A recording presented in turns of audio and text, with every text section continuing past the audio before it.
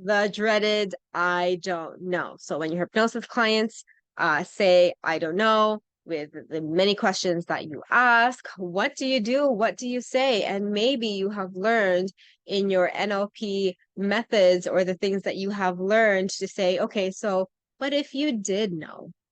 And this is why that's not the best idea. So first of all, let's look at a client who is saying, I don't know, right? There are many different reasons as to why they would say, I don't know. And first one is consciously. Like consciously, obviously they don't know, and we want a more unconscious response, in which we know the unconscious mind will know the answer, right?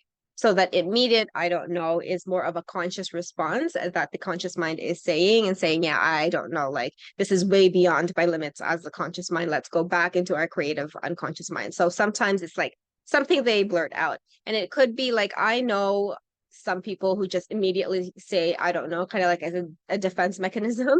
I would say, like one of my colleagues, when I was asking her a question, immediately just said, I don't know. And sometimes I get caught up in this too. Like when someone asks me a question, I go, I don't know. And it's really just an excuse for me not to think about it, right?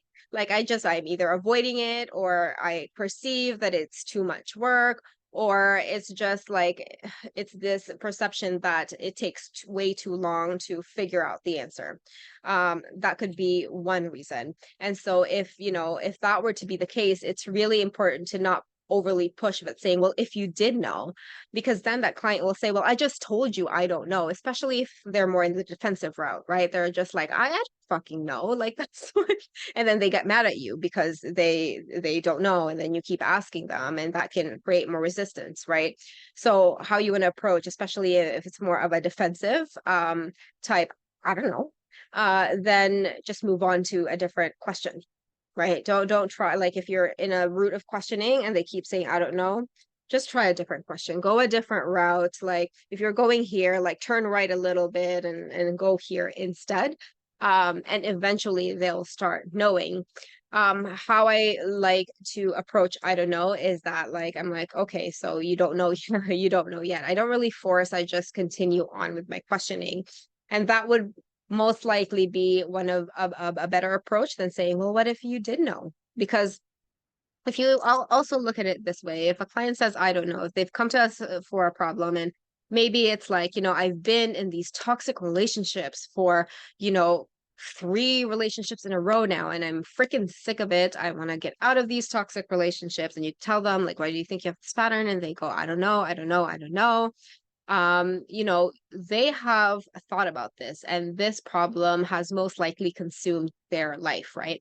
So they have thought about it, which is the problem, right? Like they're consciously trying to think about the problem is, instead of really start to look internally using their own internal resources.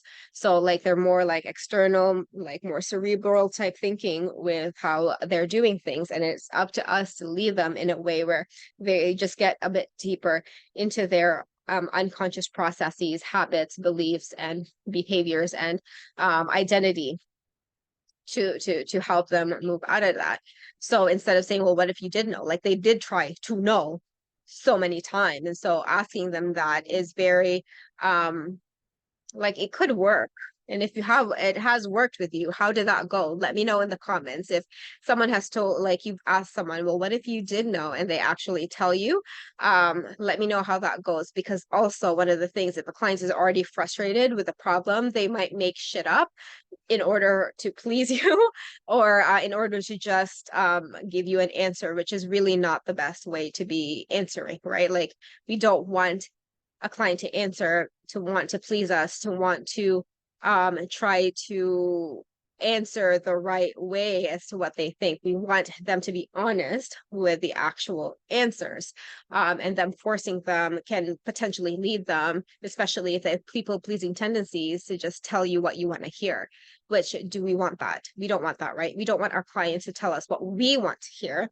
We want our clients to tell us things that they are avoiding, that they need to hear in order for them to break through. And saying, if they say, I don't know, and we say, well, try, not the best approach. It leads to potential guessing, and it could be a much deeper transformation if we just ask another question that, is slightly different from the question we asked, but maybe gets them to think differently so that they start actually thinking about that question.